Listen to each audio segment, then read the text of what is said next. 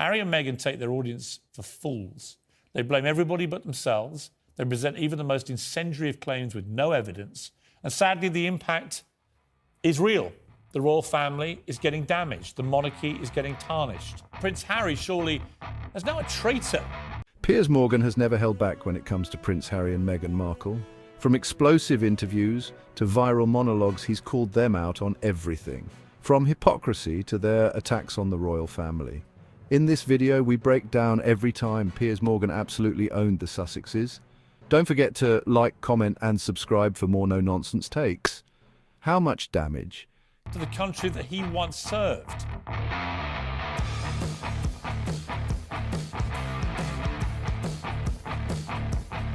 After Harry and Meghan debacle touched down in Germany today after a whistle-stop tour of the UK, which they didn't find time to meet any of their family, who all hate them because they hate them. They did meet a lot of strangers, of course, and Meghan was supposed to be lecturing young people about equality, which is her favourite subject from her Californian mansion. But instead, she stuck to her specialist subject, the one she currently really loves, which is talking about herself. I'm so grateful to be in your company today. I was first invited to be a counselor at One Young World. I was probably a lot like each of you. How am I here? And there I was the girl from Suits. And I was surrounded by world leaders. I was so overwhelmed by this experience. I think I even saved my little paper place card. Proof that I was there, I belonged. I was so nervous. I doubted myself and I wondered if I was good enough to even be there, what I was doing in the world, albeit important and meaningful as far as I saw it, was it deserving? One Young World saw in me, just as I see in you. My life had changed rather significantly, and I was now a mom. And I would ask, what is this world he would come to adopt? And what can we do? What can I do to make it better? I don't know. What could you do to make it better? You're just so special. And how did you get to sit at the top table with all the world leaders, Meghan? Oh, could it be because you married a British prince and then dragged him out of his country off to your California mansion to fleece your royal titles? Anyway, 54 times she mentioned herself in a 7-minute speech. Even I haven't done that in a speech. That gives you some idea of the scale of the Netflix narcissist. My question really is, how can they be allowed to do this?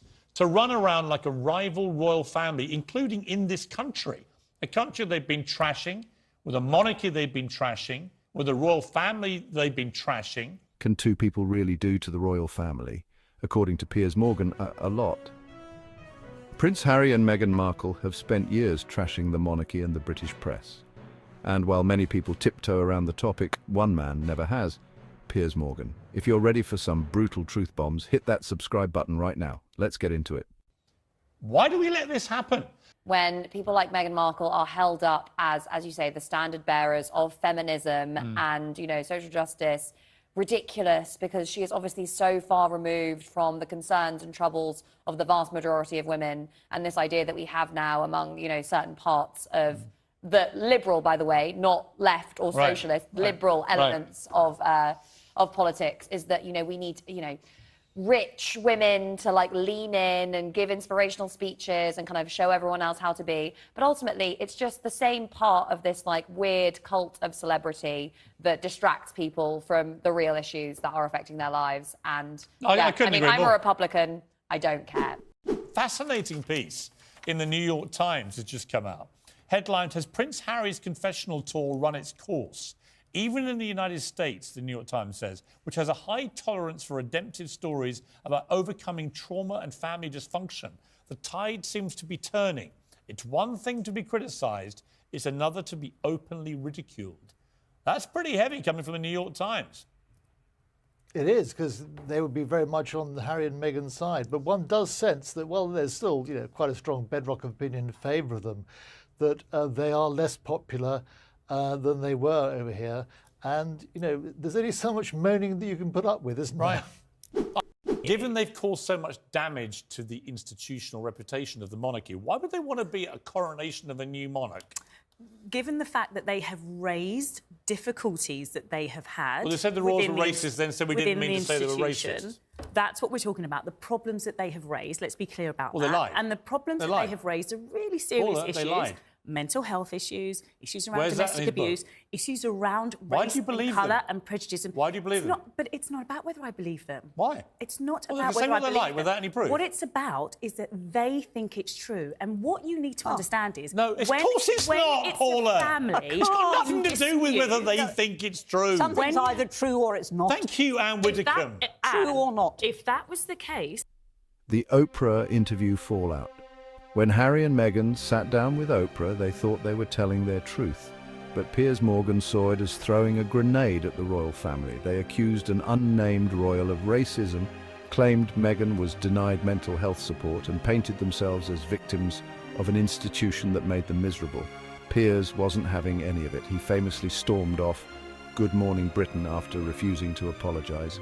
then I wouldn't be in a job. What? The fact is, your truth may not be my truth. No, there's only the truth. How you I may have- define Paula, an there is issue, no my is truth, the way your that truth. define issues. You and I may We can interpret sit things and do- differently, exactly. but there is We a can sit fact and or Sorry, truth. describe Paula, this wall Paula, factual, and it Paula. will be very different to the two Paula, of us. That doesn't mean I'm that here. either of us are wrong. Hello? I know, and I'm choosing to ignore My you. show.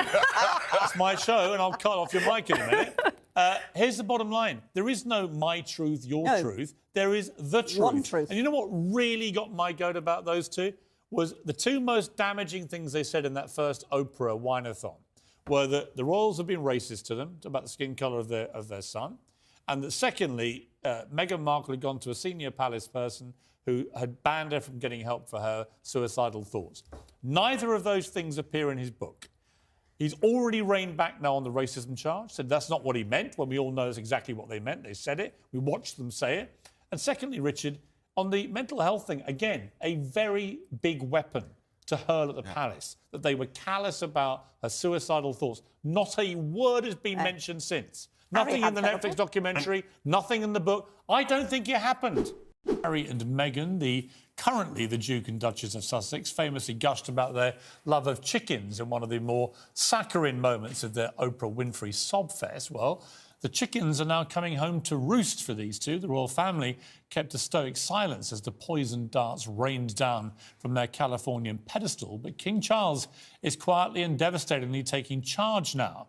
We now know that he booted the couple out of their palatial Frogmore cottage just 24 hours after Harry's book Spare, or Spare Me as I call it, was published.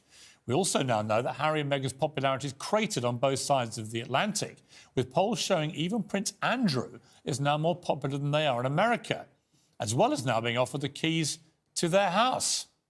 And we also now know that in America, where they've strained every sinew to become much-loved celebrities, they're actually viewed like this. So let me start with you, Sam. You've lived a life with the royal family, you've had everything handed to you, but you say your life has been hard, and now you've written all about it in your new book, Wah. And he stood by it. Even the New York Times later admitted the world was getting tired of Harry and Meghan's complaints. The Netflix series Backlash, the $100 million Netflix documentary, a 6-hour PR stunt to make them look like martyrs. Piers shredded it, calling out their contradictions and obsession with playing victims. Meghan wanted privacy but revealed personal footage and texts. So, privacy or the spotlight?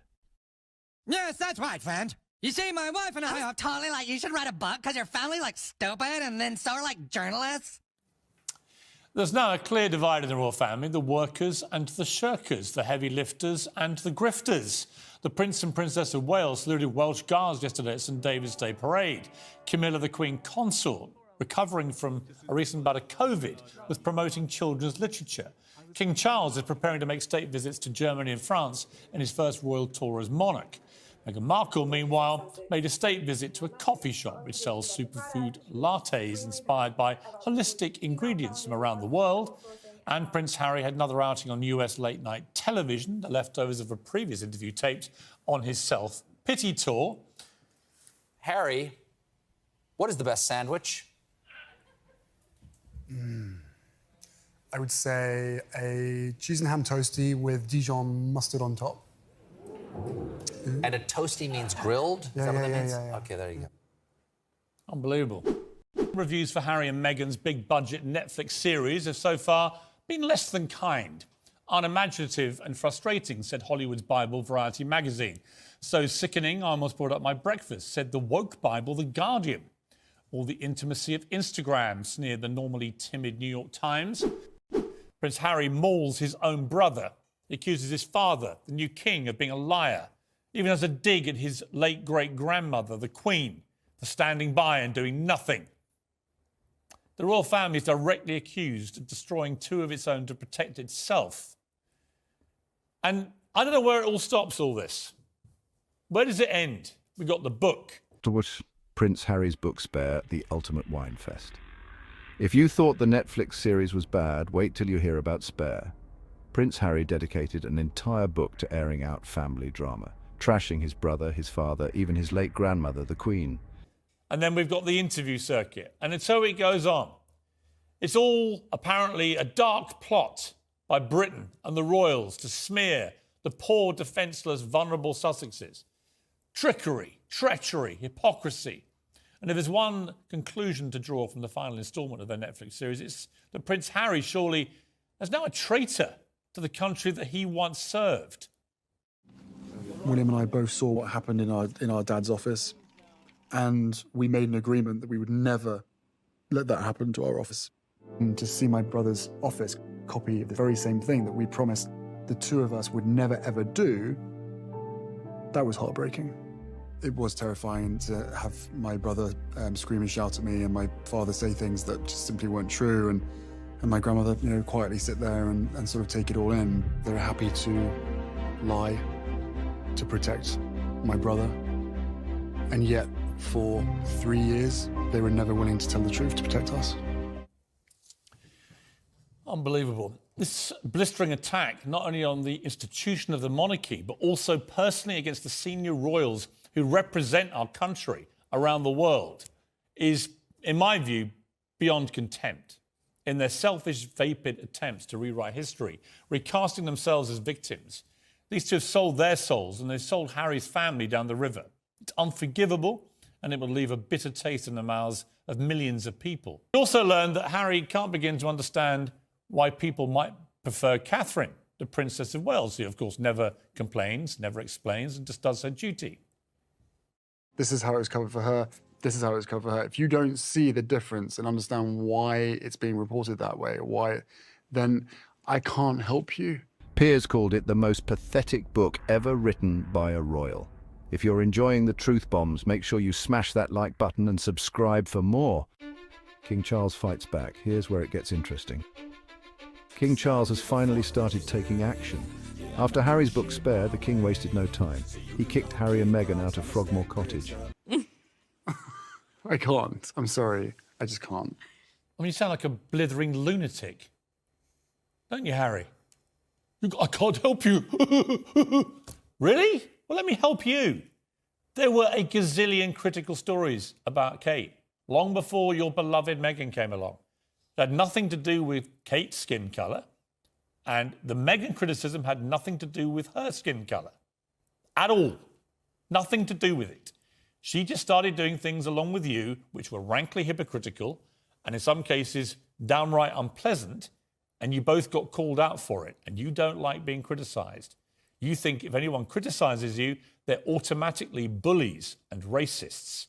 But they're not. In fact, one of the people who's been accused of bullying is Meghan Markle by several of her PAs at the palace who had to sign NDAs so they couldn't tell the truth.